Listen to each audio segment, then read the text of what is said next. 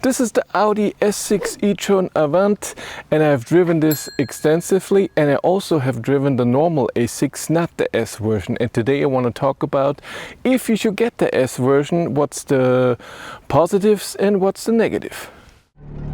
Every EV driver encountered this scenario. This charger doesn't work. What if I tell you can help the community improve the charging network and get something out of it? N-Charge! Share your experiences and impressions at the charging station via N-Charge. Give direct feedback, receive kilometers and stars, collect kilometers and exchange them for charging credits. Use the link in the description and get 20 kilometers for free. There are a few different versions of the A6 e-tron. You can get the base model, the cheapest one. I will put the prices for the German market here because every market is different. It has a smaller battery, 76 kilowatt hours, can still charge with 225 kilowatt DC peak, but power is only 240 kilowatt rear wheel drive. Then we get to the performance version, which from that on, all the versions after that have a bigger battery, 100 kilowatt hours, 95 kilowatt hours can be used. And they also all charge with a peak of 270 kilowatt, the same as this car. And with the rear wheel drive performance, you get 280 kilowatt peak. When you get to the Quattro, which is the all-wheel drive, you get to 305 kilowatt of power. I don't know what the horsepower is. No idea. And this one here has 405 kilowatt, which is amazing, of course, and of course all-wheel drive, because this is the S version, the sporty version of the car. This is also the sportiest version and the most powerful version of the A6 e-tron that you can have. Top speed, the normal versions all have 210 kilometers an hour. This S version has 240 kilometers an hour top speed. Feature packages are all the same on all cars, even on the S version, except that of course from the design the S version has a bit of a different design, but we have different technology. So the S version has a different suspension and also different brakes, S brakes, because of the sportiness and the more power. Software is also exactly the same, there's no difference in this. So I have not driven the Quattro version, the all-wheel drive normal version. I only have driven the normal A6 performance, so the big battery, 280 kilowatts, so the car that will have the most range of the lineup if you give it the same features.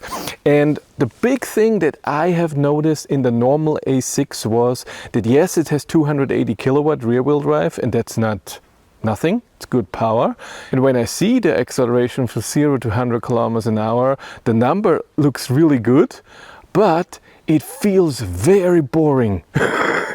It's so interesting that so much power when you drive, every time you floor the car, it's like, I don't know, because the torque in the beginning has been a bit reduced and then it gradually comes in, and then overall the acceleration feeling is, I don't know.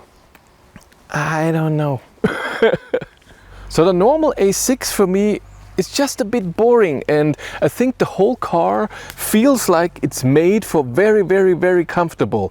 The main thing is on comfort. Don't get it too much torque. Don't give it anything that's sporty. It's all comfort, comfort, comfort. And that's very nice, but sometimes you want to floor it and feel a bit, and I don't think in the normal A6 you can have that. Like I said, I haven't driven the Quattro. Maybe in the Quattro this is all already okay. And the same for the top speed.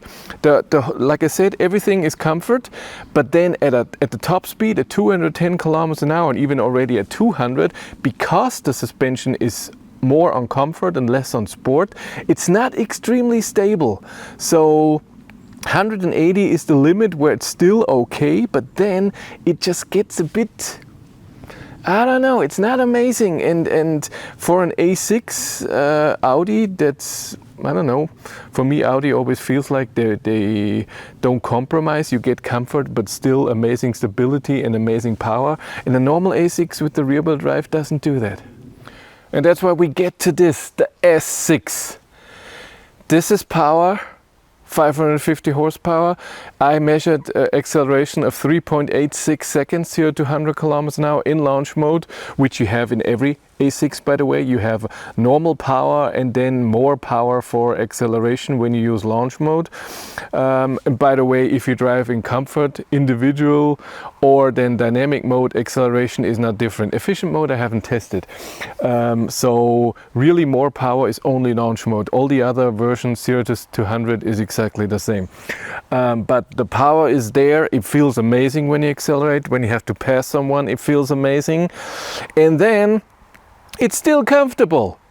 I don't feel anything in this car where I'm saying, oh, this is not comfortable, this is way too sporty, I want the normal A6. No. So if a bit of acceleration, I think the Quattro is already enough. Like I said, haven't driven it.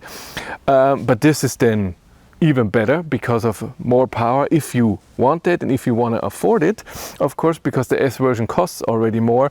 But you get a suspension that's still comfortable, but also good in corners, and the top thing is even better when you drive then faster. So at 200, 210, this suspension is better than the normal A6.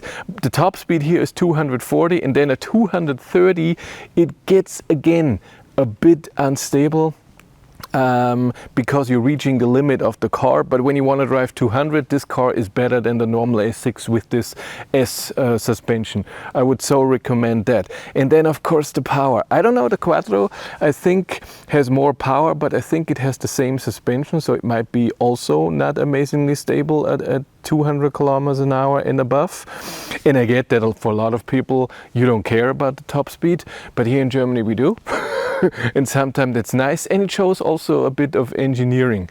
And I could not get the normal A6 for those reasons. The power is a bit weak and a bit too much comfort and not sporty at all, and feels a bit boring. And then at higher speeds it's not very stable. I would so prefer the S version, but I also know it costs a bit more. But because you get a suspension, extra brakes, most likely different tires. This car has sport tires on, 21 inch, 275 in the rear, 245 in the front, and more power and higher top speed.